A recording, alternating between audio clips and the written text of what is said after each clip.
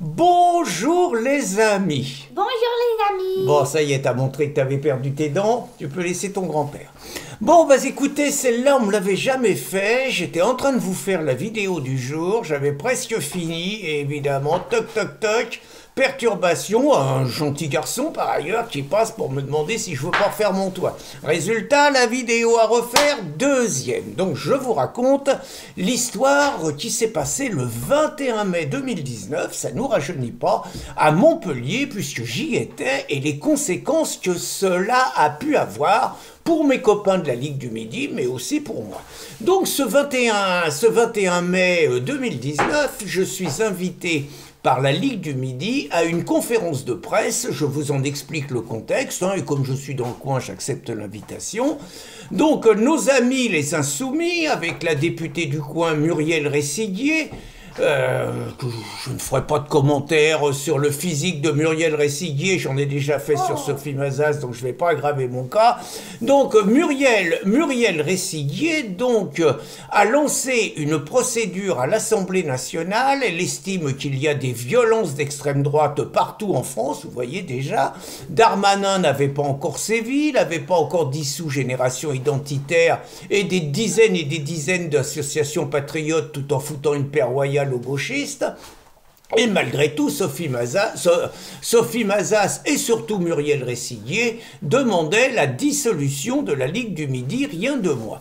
Et comme à la Ligue du Midi, la famille Roudier et tous les militants, c'est pas des gens qui se laissent faire, ils avaient décidé de contre-attaquer, et parmi la manière de contre-attaquer devait se tenir une conférence de presse au Club de la Presse à Montpellier. Ils avaient versé des acomptes, ils avaient réservé leur salle, tout était prévu, et donc ce 21 mai 2019, moi j'arrive, je me pointe et j'avais laissé ma voiture un peu plus loin, prudence et tout, et je vois que y a de l'agitation et que Richard me dit, je dis pas le qualificatif, ils ont annulé notre réservation, ils nous foutent dehors, ils ont subi des pressions, on devine de qui sous les pressions, on n'a pas de salle, mais on va se débrouiller, et effectivement, ils trouvent une terrasse de café à une centaine de mètres du Club de la Presse, et la conférence de presse se tient là. Donc moi je suis assis, je suis à côté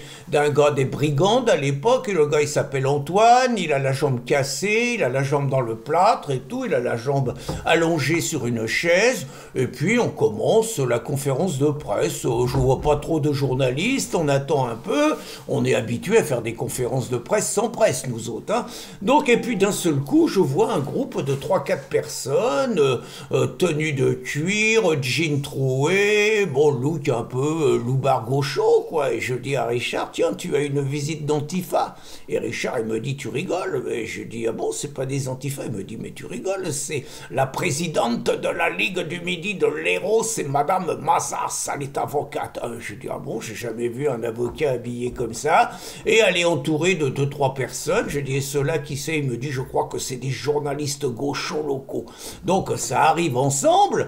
Le moins qu'on puisse dire, c'est que la présidente avocate de la Ligue des droits de l'homme, normalement, n'a rien à foutre dans une conférence de presse. Que les journalistes viennent, oui, elle, ce n'est pas sa place.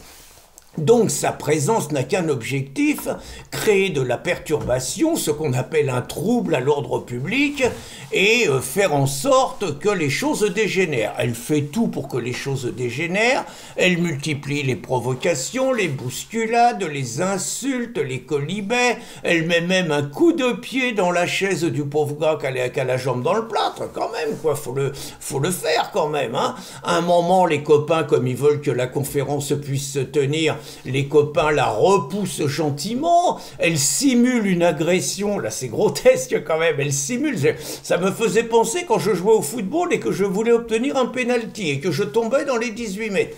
Bon, quand vous tombez dans les 18 mètres, il faut quand même faire en sorte qu'il y ait quelqu'un autour de vous pour que ça soit crédible. Donc là c'est pareil, elle s'est retrouvée par terre, il n'y avait personne à moins de 3 mètres d'elle. Bon, donc elle n'a pas pu faire le coup de l'agression physique, mais malgré tout, elle a fait le coup, paraît-il, des injures en occitan qu'aurait proféré un homme à béret qui s'avérera être le fils du président de l'époque et qui maintenant est le président de la Ligue du Midi, Olivier Roudier, qui se voit donc poursuivi pour insulte sexiste en occitan. Et quant à moi, j'ai rien trouvé de mieux à faire, et comme je ne signe jamais sous pseudo, j'ai signé sous mon nom, que de faire un papier. Je signe sous Cyrano de temps en temps, dans les années, je signe sous Cyrano, ça peut arriver.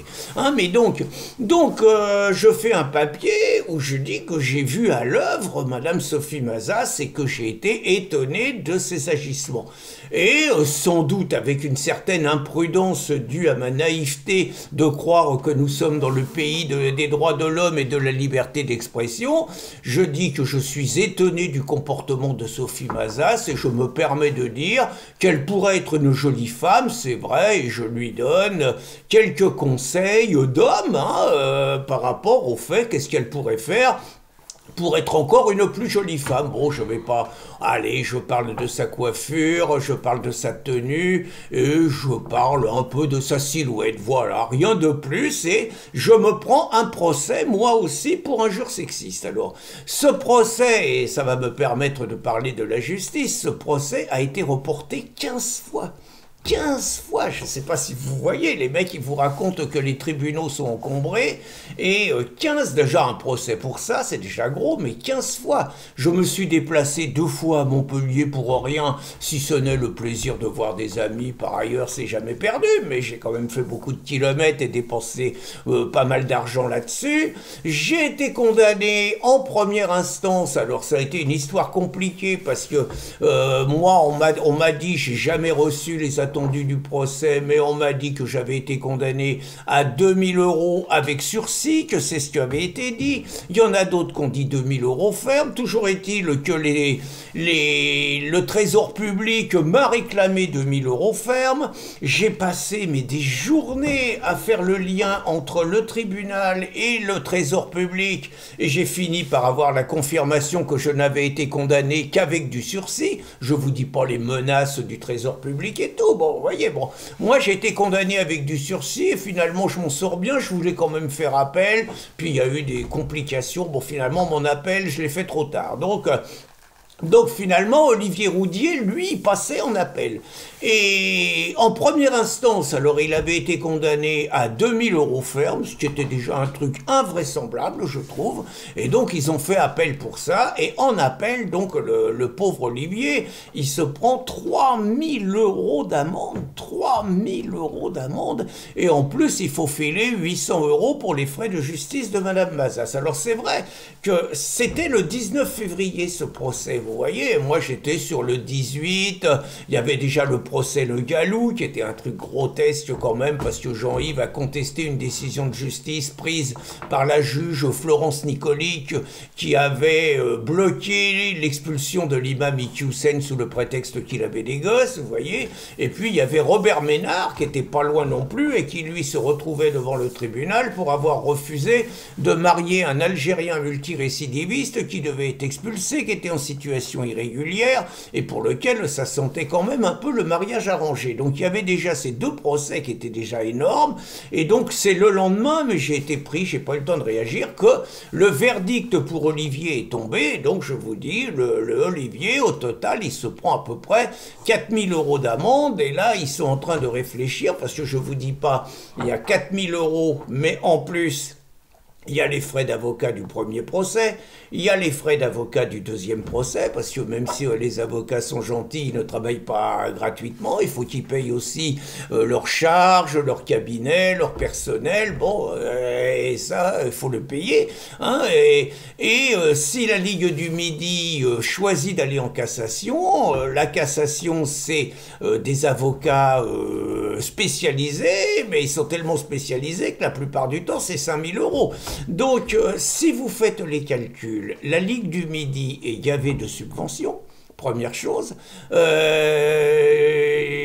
ils sont un peu dans la ligne de il faut saigner l'ennemi, et pour saigner l'ennemi, saigner SAI, hein, pour saigner l'ennemi, eh bien, il faut multiplier les plaintes contre eux, ce qu'avait dit contre nous un nommé Pierre Cerne, hein. Multiplier les plaintes, c'est comme ça que vous allez les saigner, et donc la Ligue du Midi, ça lui coûtera rien, puisque ce seront les subventions, donc les finances publiques, donc nos impôts qui payent les plaintes et tout, en plus ils auront la gratuité du procès puisque on doit leur filer 800 €, quand la Ligue du Midi, qui elle n'a absolument mais vraiment aucune subvention et qui est harcelée quand même assez souvent par la justice, va se prendre sur cette affaire. S'ils choisissent d'aller en cassation, ça va être une plaisanterie à 15 000 € tout compris. S'ils choisissent simplement d'arrêter, je pense, hein, à mon avis, c'est une plaisanterie qui va coûter 10 000 €. Voilà, je voulais vous faire un peu le témoignage de ce que c'est la justice dans ce pays, à travers les exemples Le Gallou, Ménard et tout.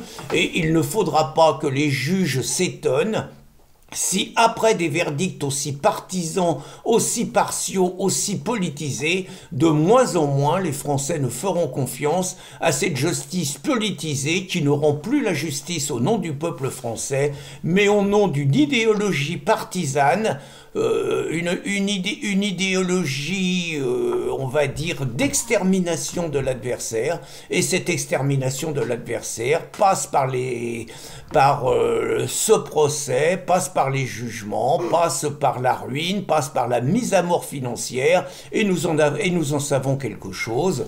Autrement dit, comment ne pas penser à cette phrase d'un célèbre avocat de Marseille: il faut être bien stupide pour avoir confiance dans la justice de son pays. Bonne journée les amis. Bonne journée.